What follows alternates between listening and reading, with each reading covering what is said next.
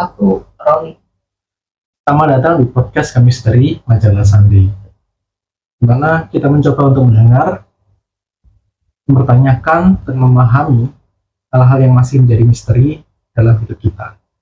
Balik lagi bareng saya, Aris Setiawan. Konon katanya setiap orang itu punya pegangannya masing-masing. Ya saya sih nggak tahu ya, saya itu punya pegangan apa gitu. Karena saya tidak merasakan ada sesuatu yang mungkin melindungi saya kecuali yang Maha Esa ya. Tapi ya entahlah apakah itu ada atau enggak. Tapi berdasarkan obrolan, berdasarkan pencarian tim kami, ada nih orang-orang di sekitar kita yang duduk bareng kita saat ini ingin berbagi tentang pengalaman mereka memiliki pegangan. Oke. Boleh perkenalkan namanya dulu dari sebelah kiri saya. Halo, perkenalkan. Aku Zahra Nisa Putri. Halo, perkenalkan nama saya Firaulayah Naziha. Halo, perkenalkan nama aku Iklima Najwa Fadia. Ya, ada Zahra, Irial, dan juga Fadia. Nah, di sini yang punya pegangan siapa? Kalian berdua dan Fadia, tim tidak punya pegangan. Selamat merasa tidak punya pegangan. Tapi itu okay, gitu. Sebenarnya kita boleh nih untuk share dulu.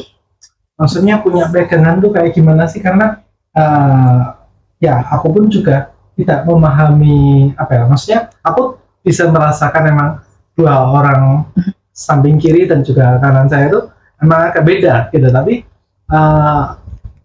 pegangan sendiri itu apa wujudnya dan mereka ngapain aja itu yang mungkin itu jadi pertanyaan, dan mungkin ada satu pengalaman yang nanti kita bakal bagikan di akhir gitu, bagaimana pegangan ini bikin sebuah kejadian unik, fenomena unik, dimana Fadia terlibat ya di dalamnya ya. Ya. Oke, seperti itu. Boleh nih untuk berbagi lebih dulu dari Firia. Nah, jadi pertama-tama tuh dari umur 17 tahun, saya tuh baru pertama kali di akhir Desember itu lagi acara UKT silat. Nah, UKT itu adalah ujian kenaikan tingkat. oh oke. Iya, sabuk. Oke. Terus tuh pas malam-malamnya saya ngerasa nggak enak aja. Nah, habis itu saya ngerasa kok ngegraung gitu. Sebelumnya itu dari sebelum 17 tuh nggak ada. Jadi katanya juga kan dari umur 17 tahun tuh jadi punya kakek saya dulu yang sama kakek saya, terus habis itu pindah ke saya karena kakek saya udah nggak ada, jadi dia ngikutnya ke saya pas umur 17 tahun. Oke, itu kamu merasakannya tepat di usia 17 tahun, hari ulang tahunmu, atau ketika setelah menginjak 17 tahun dan ada momen ketika habis UKT pencak silat gitu, itu malamnya ngerasa Iya. Apa ya, kayak jadi macan gitu ya? Iya, Apa ya, meraung gitu ya? Gimana? Pokoknya pas malam-malamnya tuh kan aku tuh inian ya kan di agak hutan-hutan gitu. Nah, habis itu Di hutan? iya. Oh, UKT-nya ini di hutan? Enggak di hutan banget, jadi kayak pohon-pohon. Terus habis itu kan lagi selesai sholat juga. Nah, aku nggak ngerasa nggak enak nih, temanku juga udah mulai kemasukan tuh. Terus habis itu aku malah ngegraung, terus aku ditahan juga. Terus kata pelatihku, wah ini bukan kesurupan, yang ini punya ada ini mah gitu. Jadi ditenangin gitu. Oke, nah tempatnya itu pokoknya bukan di sekolah, bukan di mana, pokoknya di area luar. Luar gitu ya. Benar. Entah Jakarta atau sekiranya Puncak. Oke, di puncak. Nah, emang tempatnya itu bisa dibilang mungkin agak terkesan horor atau? Benar, terkesan horor, terus juga benar-benar udah lama nggak kepake juga. Ya udah lama nggak kepake. Villa salah. Villa malam-malam gitu, dan temanmu itu ada yang sudah kerasukan. Iya benar. Nah, tetapi ketika temanmu kerasukan, justru kamu kayak meraung gitu ya, Iya. kayak singa gitu, kayak macan gitu. Iya. Oke, terus di situ ada guru olahragamu. Guru olahraga Silat, pelatih. iya pelatih. Pelatih nenangin kamu. Iya. Soalnya agak kan jadi tuh sensitif, jadi nggak boleh aku diliatin dikit gitu langsung ngeraung gitu. Nggak boleh sedikit dikenain sama makhluk-makhluk lain gitu. Oh, oke. Jadi dia ngejaga gitu. Yang dilakukan pelatihmu kala itu adalah Nenangin, terus habis itu bener-bener dikasih surat-surat, Bacaan gitu ya ya? baca-bacaan. Nah, Iya. Setelah itu akhirnya kayak kamu ngerasa oh ya lebih tenang gitu. iya. Nah, setelah kejadian itu kamu pulang tanya ke keluargamu atau gimana?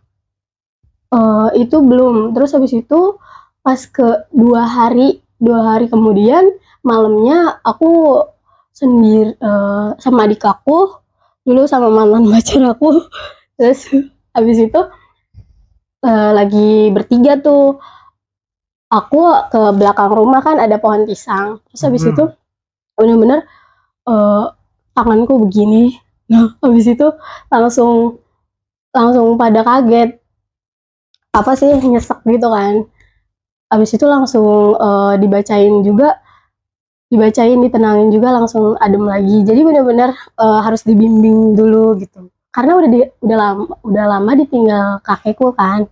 Nah, jadi dia butuh bimbingan gitu. Sorry to say, aku kan juga dulu juga jarang ibadah kan. Jadi disuruh kayak ini ibadahnya kurang, gini. Dia butuh bimbingan gitu. Terus abis itu ada akhirnya aku belajar lebih baik lagi.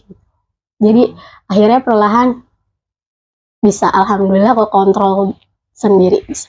Kamu tahu kalau dirimu punya pegangan itu setelah di waktu acara UKT itu di puncak atau yang kejadian kedua? Di kejadian 2 karena ditolong sama uwa aku. Uwa itu Uwa paman. Paman. Iya. Oke. Coba kasih tahu sama paman kamu kalau aku ada yang jagain gitu dari kakek. Oke. Tentunya apa atau dia kayak gimana gitu? Kalau yang punya kakek itu harimau. Cuma yang harimau ini yang dulu itu, yang kemarin itu udah diinin lagi, lagi di santrenin lah istilahnya. Karena dia kan lumayan agak agresif ya. Jadi kayak jatuhnya ngejagain aku tapi kayak obses gitu. Benar-benar sekali. Jadi nggak boleh ada yang pendamping lain lagi gitu.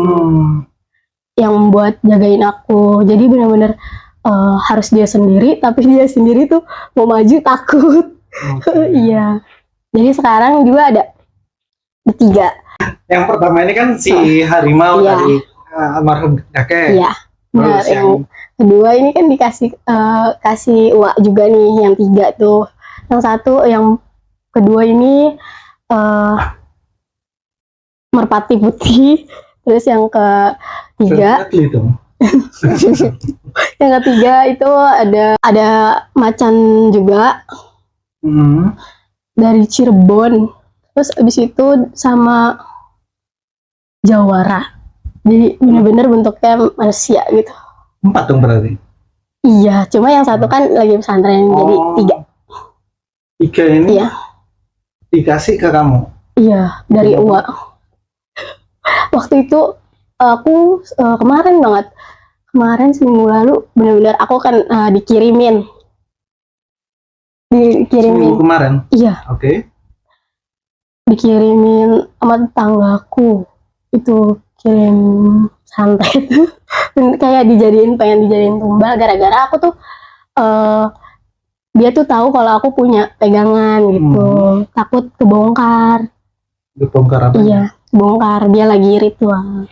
Oh, dia ritual gitu, dan dia tahu kalau kamu tahu gitu. Iya, karena yang punya aku tuh kan nggak jadi, yang punya dia tuh kan wowo ya, gede gitu. Jadi ngadep ke kamarku. Jadi tuh yang penjagaku yang macan itu risih, kayak ngapain sih lihat-lihat gitu. Terus habis itu akhirnya disamperin ke rumahnya, ngeliat ada 3 orang lagi ritual. Oh. Tuh diganggu, ayahku diganggu, jadi ditindihin gitu, genderuwo gitu. Tapi udah aman sekarang. Oke, jadi sekilas aku recap dulu ceritanya Virial, dan dia itu pertama kali tahu bahasa apa ya, ngerasain bahasa waktu dia lagi UKT pencak silat ya. Iya.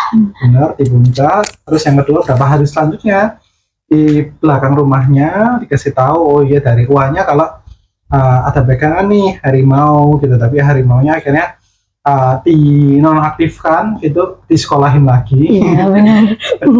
Bahasanya, dan dikasih viral dikasih sekarang 3 pegangan, merpati putih, macan, dan juga jawara gitu ya. Satu punya kepekaan, satunya punya pegangan, ya bisa dibilang mungkin aku juga punya kepekaan juga gitu, walaupun aku juga bukan orang yang bisa kayak ngeliat cukup nyata ya kayak Sarah gitu. Tapi ada satu cerita, kalau misalkan ya ini dari guru kalian, tapi kita nggak akan sebut nama sekolahnya seperti itu. Ada momen ketika sekolah kalian kesurupan massal. Ya. Iya. Nah, Benar. itu. Nah, aku boleh tahu dong ceritanya kurang lebih mungkin dari Fadia, boleh berbagi dong. Jadi sekolah kita kan ngadain yang namanya perjusa, Apa dong? perkemahan Jumat Sabtu. Itu tadinya tuh kita menginap sehari ya, Jumat sampai Sabtu ya. Ya. 2024. Iya benar, 2024. Nah di situ pokoknya kita persiapin semuanya lah, dari mulai pagi, malam sampai malam gitu kan. Terus niatnya di malam itu bakal ada pentas seni nari, api unggun gitu. Di sekolah, di lapangan sekolah nantinya. Udah firasat nih, karena tari-tariannya aja tari-tarian yang kayak serem gitu, Kak, mendukung banget. Yang serem maksudnya gimana? Kayak misalnya kayak tari Bali, maksudnya tari-tari yang emang takutnya tuh ada makhluk halusnya juga yang datang gitu, karena tariannya tuh kayak gitu. Nah, berjalan lancar dari pagi sampai maghrib itu masih lancar semuanya, masih aman gitu kan. Nah, jadi kita kepepet waktu karena kan sebelumnya itu kita ke pasar dulu. Nah, maghrib ini kita mau makan. Nah, itu tuh sebenarnya udah kepepet waktu, jadi kita nggak sempat mandi. Jadi semuanya tuh nggak sempat mandi. Itu kan mau sholat maghrib ya. Akhirnya, nah si cewek-cewek ini pun banyak yang lagi haid juga.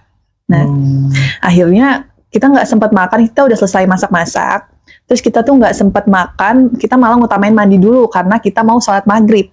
Nah, kita mandi semuanya itu bener-bener rusuh banget di kamar mandi karena kita keburu-buru maghrib sholat, cewek-cewek itu ngomong kasar semua ada lah pokoknya. Ngomong kasar, terus banyak yang lagi haid, jadi katanya ada juga yang buat buang pembalut sembarangan. Kayak masih ada darahnya juga. Itu kan maghrib-maghrib dan itu ricuh banget. Bahkan nggak cewek nggak cowok tuh ngeluarin omong kasar, terus kayak nantangin. Itu buat yang cowok-cowok tuh kebanyakan kayak pada pengen uji nyali lah, pada nantangin semua Kak. Nah terus kita kan belum percaya sama hal-hal kayak gitu ya. Nah udah kayak gitu sholat maghrib lah. Semuanya pada sholat maghrib, sedangkan yang cewek-cewek haid ada yang duduk di belakang, sama kalau aku sendirian di luar makan sendirian tuh aku di luar bukan musola, aula ya, pokoknya kita semua sholat di aula. Tapi kejadiannya pas sholat isya, kalau nggak salah isya apa maghrib ya? Isya, iya sholat isya.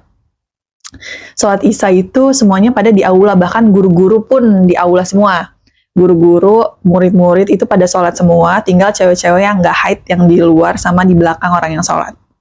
Aku lagi di luar, nah terus itu di Allahu Akbar pertama apa kedua? Kedua ya.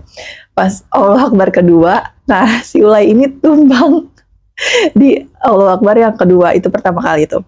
Nah dia jatuh, keadaannya dia habis berdiri Allahu Akbar, itu dia jatuh nih si Ulay ini. Nah aku bangun, wah kenapa tuh ada yang gubrak kan? Aku kan dari luar aula gitu. Aku ngelihat, nah teman-teman aku yang haid kan yang di dalam itu pada maju semua ke si Ulay ini ngebantuin. Nah sedangkan aku nggak ikut ke dalam. Aku malah nyari bantuan ke orang lain karena ngelihat teman-teman aku tuh, aku ngerasa kayak mereka kan nggak bisa ya, maksudnya kayak ngeluarin yang di Ulay ini. Nah jadinya aku nyari guru. Itu kan aula itu di lantai 2. Nah jadi aku nyari pertolongan itu ke lantai 1, lantai dasar itu aku nyari pertolongan kan. Aku turun ke bawah itu keadaan gelap banget, sama sekali nggak ada orang, itu aku takut banget. keadaan di lantai 1 itu sama sekali nggak ada orang.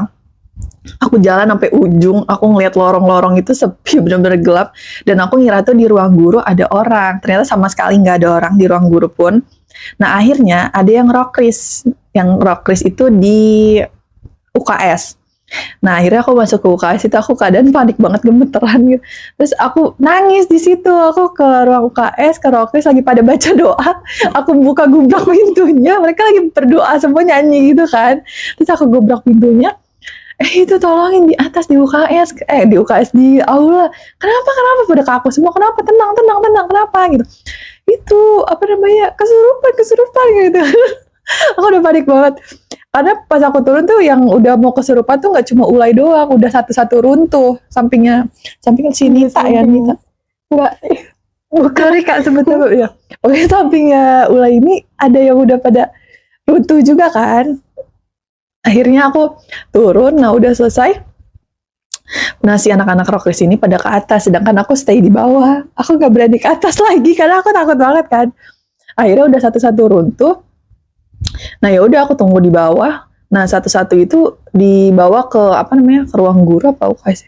Dia pokoknya satu-satu dibawa ke lantai 1, terus dibawa ke ruang guru. Nah udah itu Kak, itu udah mulai ricu, jadi satu-satu digotong. Jadi ya satu-satu runtuh. Jadi sholat isya itu selesai, tapi nggak semuanya sampai selesai. Jadi pada runtuh pada saat sholat isya, semua itu runtuh semua itu. Jadi digotong satu-satu ke bawah. Tapi tetap perjudiannya tetap dilanjutin sampai akhir gitu. Keadaan lucu kayak keadaan lagi pada ini semua, tetap aja sama kakak-kakaknya, ayo cepet kita ini apa namanya, rapi-rapi sini. Pada di sini dikumpulin jadi satu. Kita disuruh tepuk tangan, kita disuruh apa ya, yel-yel perjusa lah, apalah gitu. Kita pasti disuruh kayak gitu. Aku udah panik, teman-teman aku udah pada jatuh semua.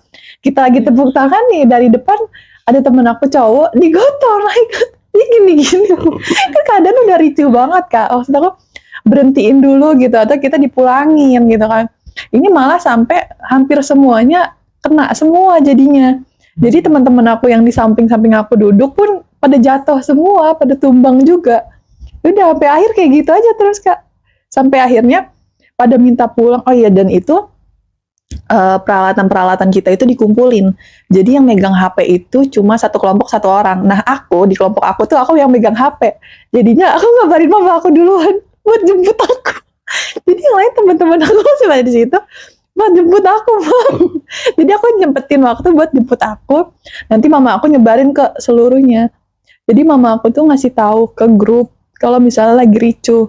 Mama-mama yang lain tuh udah pada pada khawatir, dan guru aku bilangnya keadaan di sekolah tuh aman-aman aja, sedangkan anak-anak udah pada tepar semua. Nah akhirnya mama aku sama yang lain tuh ngebocorin kalau anak-anak pada kesurupan semua. Akhirnya yang lain orang tua pada datang ke sekolah buat jemput. Itu jam berapa ya, jam 9 sampai jam 10 kalau nggak salah. Itu di hari Jumat itu, di hari yang sama. Iya. Itu berarti dari jam berapa? Isya, dari jam 7 sampai jam 11 itu baru kelar semuanya. Lebih itu yang awal-awal ketika sholat isya itu yang mengalami gangguan gitu sampai rubuh gitu tuh sampai berapa banyak? Semua Kak, semua berderet-deret gitu ya. Merembet gitu. merembet, satu-satu tumbang. Jadi pas ini teman aku kan di kelas kan masih banyak ya, maksudnya banyak yang cerita katanya pas ini juga udah nggak bisa, udah lemes semua gitu loh. Akhirnya ya udah pada tumbang satu-satu. Kamu di situ kan tidak kabur kan ya, seperti di Panja gitu ya Sarah ya. Yang kamu lihat gimana? Aku nolongin si Kiriel ini yang sedang kesurupan. Terus aku bantuin gotong buat pindahin ke musola. Dan tuh aku nggak tahu kenapa tiba-tiba tuh aku nangis aja gitu loh pas gotong dia. Entah itu perasaannya atau gimana, pas saya gotong gitu kayak sedih aja gitu. Terus kayak mau ya udahlah, disuruh keluar juga kan daripada terkena juga. Karena turun ke bawah. Dan itu tuh teman-teman aku juga pada maksudnya kayak, aku nangis kenapa? Aku bilangnya tadi habis gotong yang bawa suasana mungkin gitu. Terus kata Ketukeran. Terus kata kakak pramukanya, oh emang kayak gitu biasanya kalau ada yang kerasukan gitu suka, maksudnya kayak rasanya tuh kita bisa ngerasain sedihnya gitu. So dari situ pas aku duduk pun kayak aku masih nangis gitu Kak, kayak masih nangis kejar banget lah. Sampai aku ditepok-tepok buat dikira aku tuh masih masih sadar atau enggak gitu. Soalnya aku masih sadar, cuman kayak aku tetap aja nangis gitu. Terus gak lama teman aku sebelahnya Fadia juga kena. Sebelahnya Fadia juga kena. Teman aku iya. Soalnya dia langsung panik juga kan. Aduh aku takutnya tuh malah kena ke aku gitu kan. Ya udahlah, akhirnya aku dibawa ke UKS tuh buat tenangin. Pas nggak lama di UKS mati lampu kak. Ya? Mati lampu, bener mati lampu kan. Nah terus posisinya teman aku nih cowok samping aku ya, tiba-tiba dia ngereak gitu kak, kayak tiba-tiba kemasukan gitu, karena kan aku takut ya, takutnya kayak aku diterkam atau gimana gitu kan, namanya juga pikiran orang-orang takut. Terus aku mati lampu, terus gak lama pas dia udah kemasukan gitu, lampunya langsung nyala. Nah, terus gak lama dari itu aku dipindahin lagi ke ruang guru tuh. Di ruang guru ada lagi yang kerasukan, entah siapa. Jadi itu nggak cuma di aula itu, tapi Iya. ketika disebar orang-orang yang mungkin sedang dalam yang udah rubuh itu kan ada yang kayak kamu dibawanya nanti kemana? Ke UKS. UKS. Terus ada yang dibawa ke ruang guru. Iya. Itu setelah dipisah gitu kan malah Malah makin banyak lagi. Iya. Satu. yang kamu rasain saat itu cuma rasa sedih aja waktu Sedih aja ya. nonton viral gitu, terus nggak ada kayak ngerasa apa gitu di dirimu gitu. Bisa aja. Bisa. Iya.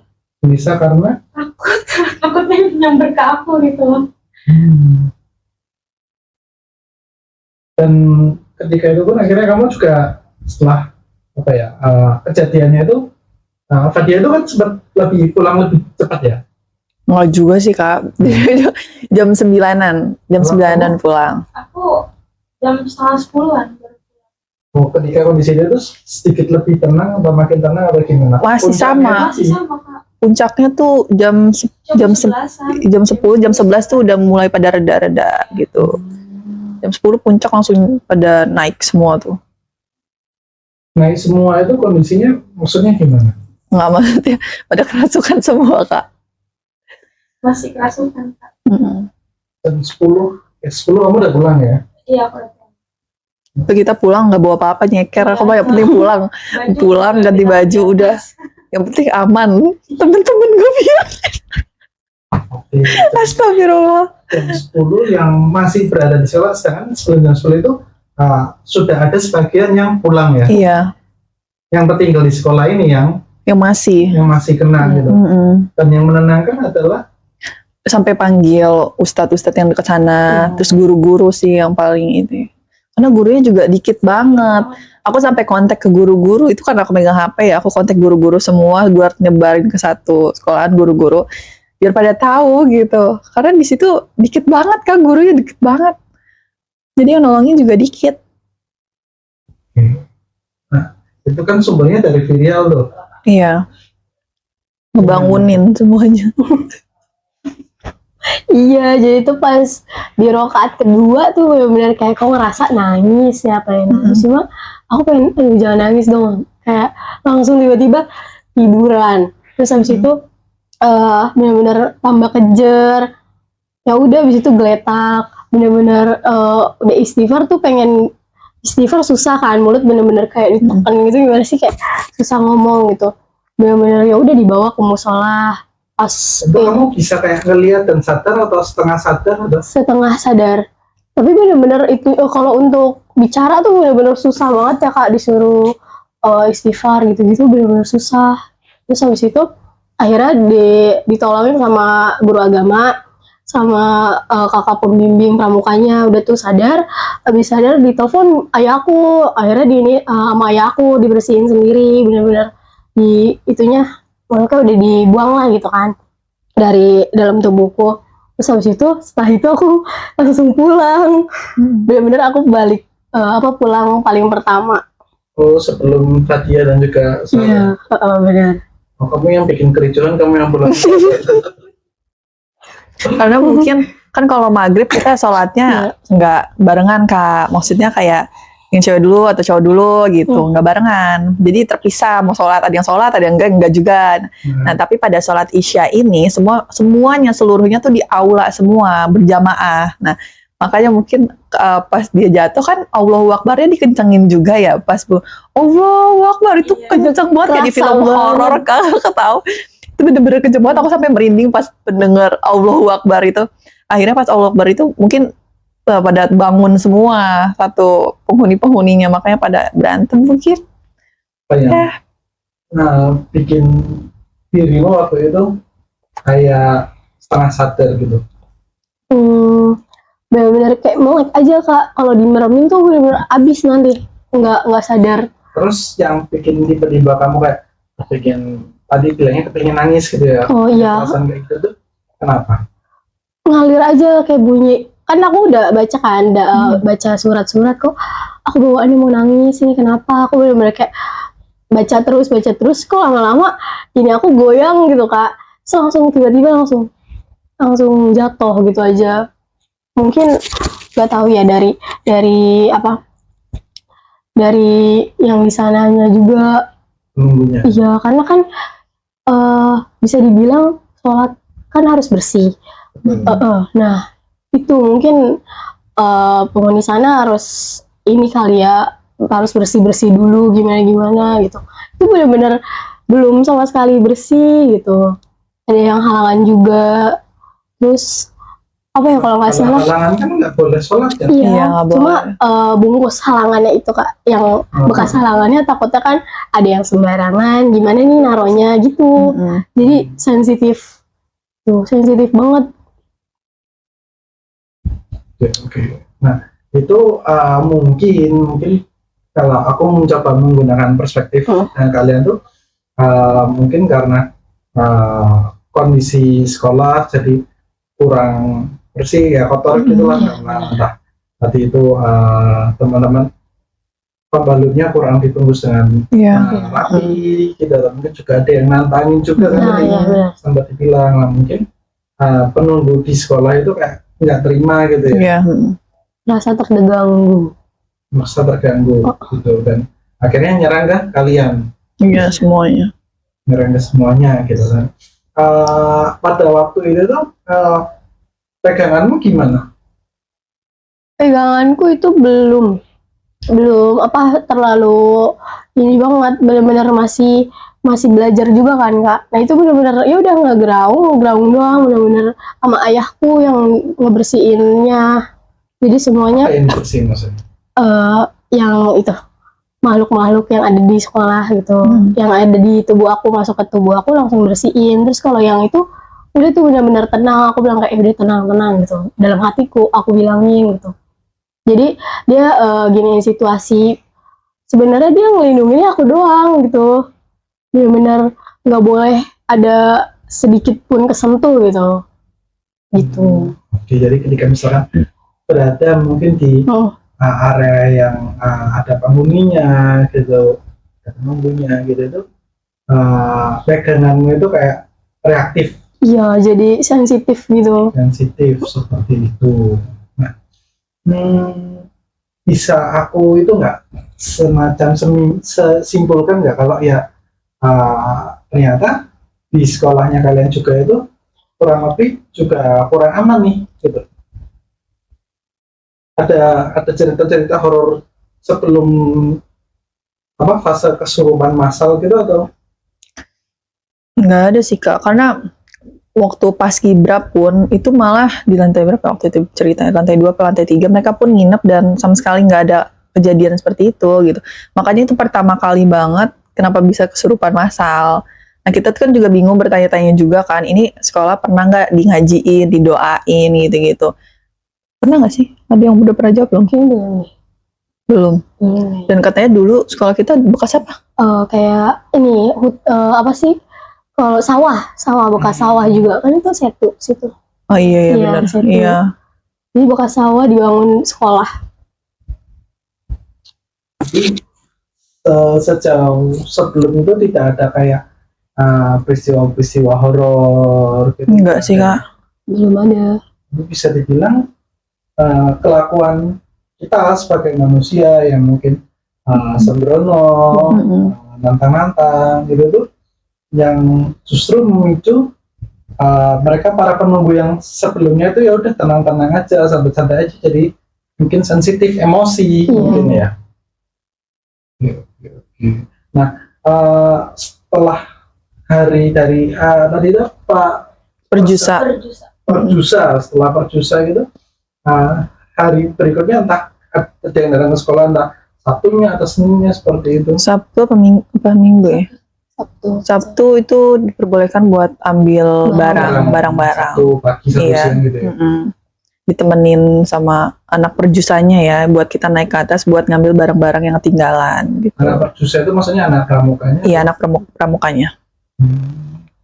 Terus ada itu nggak konfirmasi dari pihak sekolah gitu, ada oh iya kemarin ini karena gini gitu, atau ya udah di lewat aja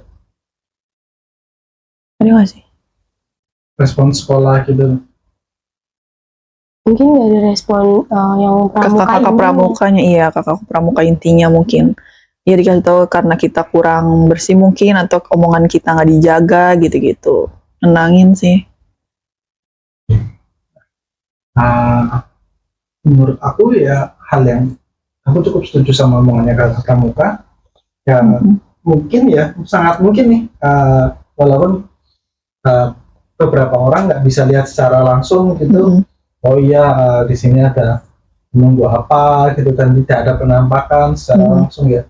Bukan berarti kalau ya kita ini hidup sendiri di dunia ini, sangat mungkin ada sosok-sosok lain yang hidup bareng kita. Entah dia itu mungkin ada yang karakternya usil, ada juga yang karakternya itu tenang-tenang aja. Nah justru kita sebagai manusia seharusnya juga nggak usil nih gangguin mereka gitu. Seperti itu. Ya, thank you banget ceritanya buat Zahra, buat Dirial, dan juga buat Fatia. Dari sini kita bisa belajar banyak hal, dan semoga teman-teman bisa ngambil hikmahnya. Biarkan hal-hal yang mungkin masih menjadi misteri, biarkan menjadi misteri, dan kita nggak usah menuntut untuk mendapatkan sebuah hal yang jelas nyata untuk kita pahami. Terima kasih, sampai jumpa di episode selanjutnya. Thank you, bye. Bye.